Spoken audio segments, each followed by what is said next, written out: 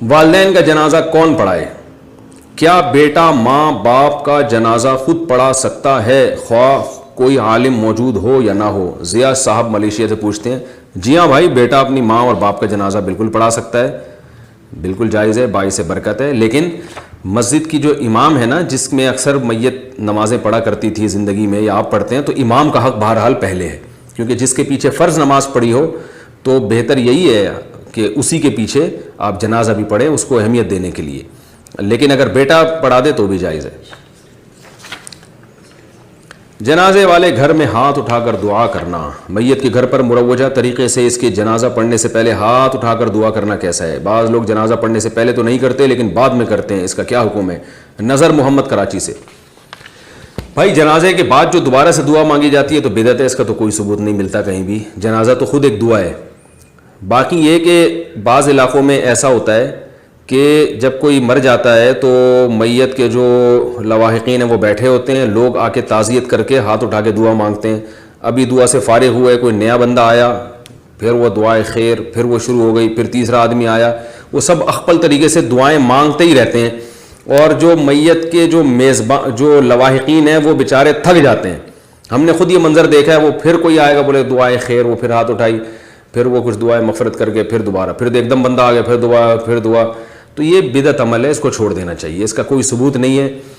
نبی صلی اللہ علیہ وسلم سے جو بات ثابت ہے، جب کسی کے میت ہو جائے تو آپ اس کے گھر جا کے تعزیت کے 3 الفاظ کہیں: اعظم اللہ اجرک واحسن عزاءک وغفر لمیتک، ہاتھ اٹھائے بغیر یہ 3 الفاظ کہیں کہ اللہ آپ کے اجر میں اضافہ کرے جو آپ کو مصیبت پہنچی ہے، اور احسن عزاءک، آپ کو اللہ تسلی دے دے، اس غم پہ اللہ آپ کو صبر کی توفیق دے دے، وغفر لمیتک، اور مرحوم کی مغفرت فرمائے.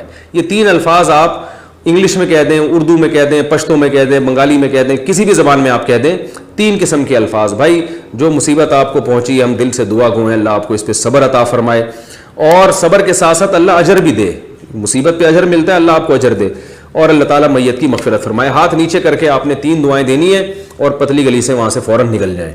اتنی ٹینشن نہ دیں میت کے لواحقین کو کہ وہ بھی ڈپریشن میں کل اس کا بھی انتقال کا چانس بڑھ جائے، کیونکہ اتنا زیادہ لوگ ٹینشن دیتے ہیں. تمبو لگ جاتا ہے، ٹینٹ لگ جاتا ہے، اور 3 دن تک میت کے لواحقین کو کسی کام کا چھوڑتے ہی نہیں ہیں، اور دھرنا مار کے وہاں تمبو لگا کے نہ بیٹھ جاتے ہیں. اس کو فقہاء نے مکروہ لکھا ہے، ناپسندیدہ لکھا ہے. رسول اللہ صلی اللہ علیہ وسلم کے دور میں ایسا نہیں ہوتا تھا.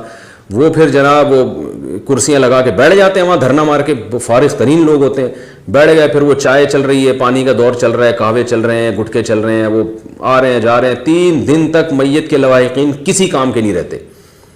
تو تسلی کا یہ طریقہ بالکل غلط ہے. بس آئیں، 3 الفاظ کہیں اور نکل لیں. ہاں جو بہت ہی قریبی رشتہ دار ہوں، جن کے میت کے لواحقین کے ملنے سے واقعی تسلی ہوتی ہو، جیسے بیٹا ہے، بہن ہے، اس طرح کے جو قریبی لوگ ہیں، وہ بے شک میت کے گھر میں قیام بھی کر لیں، رہ بھی لیں وہاں پہ، وہ ٹھیک ہے.